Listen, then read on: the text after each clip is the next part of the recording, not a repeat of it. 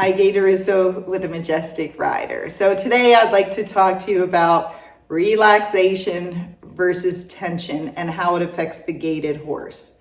The gaited horse can do many different gaits, but each gait requires a different amount of relaxation or tension to get that gait. Now, it also depends on if your horse is on the trotty side or on the pacey side, or it's right in the middle and it gaits very well. It's hard to find one that just gaits. It's more likely it's on the trotty side or the pacey side. Okay?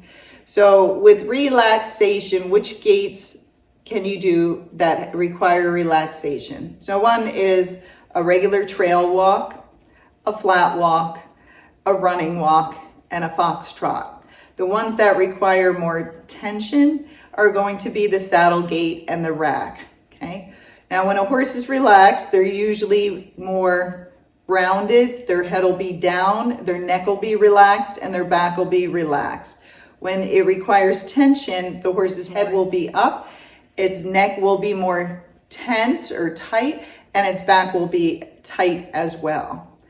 Depending if that horse is trotty or pacey or just gait, will require a different amount of tension or relaxation. So let's talk about the pacey horse. If we want the pacey horse to do a nice trail walk, a nice flat walk, and a nice running walk, we have to get some of the tension out of the horse, because the reason it's pacing is usually because it's inverted and it has tension around its spine. Now, some of those horses will pace with its head down, but they still have tension in their neck and their spine, and that's why they are tensing up.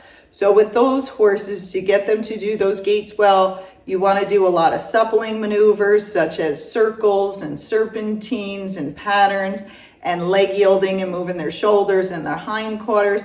All those things will help that horse to relax its body more and move more fluidly without that tension. By doing that, it helps the horse to pick its feet up instead of swinging them, because they need some tension to swing their legs like they do in the pace. So when they're relaxed, they will separate those legs more and you'll get a smoother gait out of them.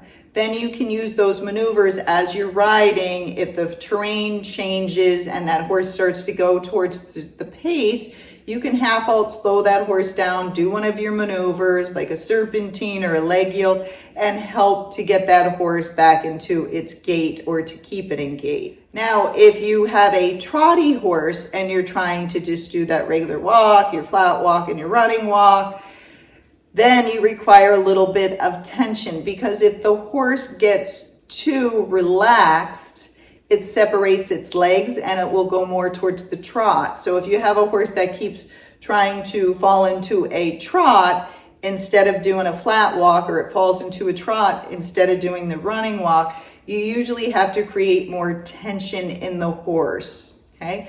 To do that, we usually bring their head up slightly and we invert them. Sometimes we turn their heads a little bit to the side, and that will create tension as well. And that will help you to get those gaits. Now, once you get the horse in the gaits, you want to ride them kind of in a neutral frame. But again, first you have to get the gait, and that's why you have to know the difference between relaxation and tension to get those gaits. So now let's talk about the foxtrot. Say I wanted the foxtrot, my horse is pacey. If my horse is pacey, that tells me my horse carries tension around its spine.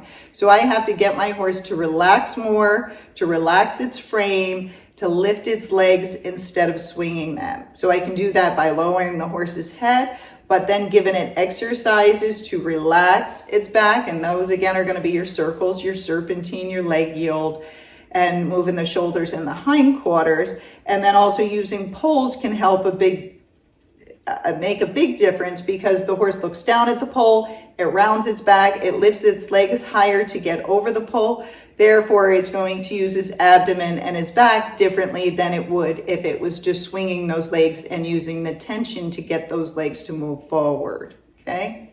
So if you want a foxtrot and you have a pacey horse, think of a more rounded frame, but with enough relaxation. You don't want to just tuck the horse's head in, get it on the bit, and hold it tightly, because that can create too much tension. With the trotty horses, you want to get them to be relaxed, but not too relaxed, because again, if they get too relaxed, they're going to go more towards the trot. Now, if you're going for a foxtrot and you have a pacey horse, again, you're trying to get it to relax more, use those pulls and movement to help bring your horse more towards the trotty side of the spectrum, and that way take it more towards the foxtrot. If your horse is already trotty, then to get it to do the foxtrot, you don't want more relaxation, because that would just make it trot more. You need a little bit of tension. So that means that you're going to lift that horse's head up, hold it a little bit more to create some tension, and then again you might need to bring its head a little sideways and then stay slower to stay the speed right below your trot. And if you can get that trot, slow the horse down, then you will usually fall into your foxtrot. And then the hardest part is just knowing you're doing a foxtrot. It usually feels like a quarter horse's jog, where it's a soft bounce in the saddle and you can't really post to it. That's how you know you're doing the foxtrot.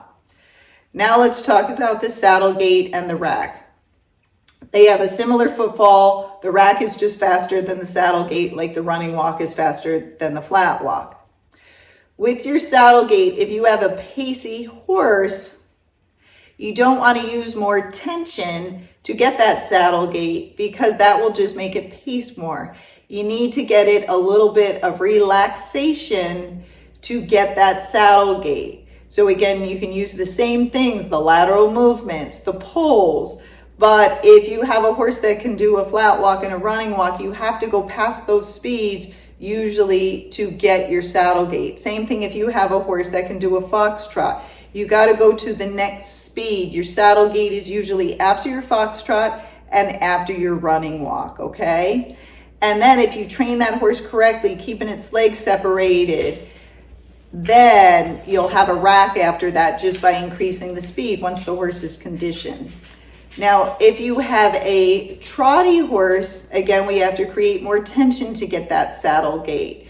So you don't have to, but with most of the horses, you have to invert them some, and you can do that by raising their head up, kind of sitting back, and then doing a little bit of those lateral movements, but not too much. And again, if you bend that horse's head one direction or the other by turning it to the side, that will usually create some tension and help you to get that horse to do the correct gait at the correct speed, okay?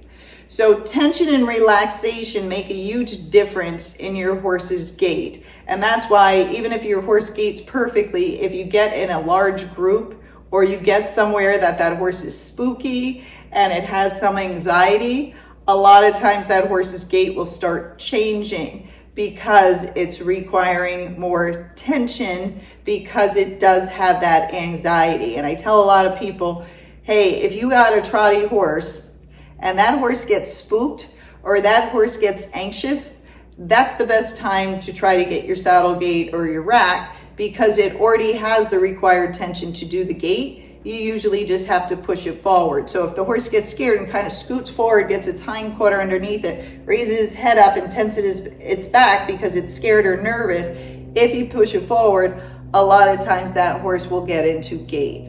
But that's why when you ride in big groups or where the horse is anxious, they will change their gaits just depending if their back is relaxing or if their back is tensing. Okay, so hopefully that helps you understand why your horses are going in and out of gait, what relaxation and tension is, and how it can help you to get your horse to gait.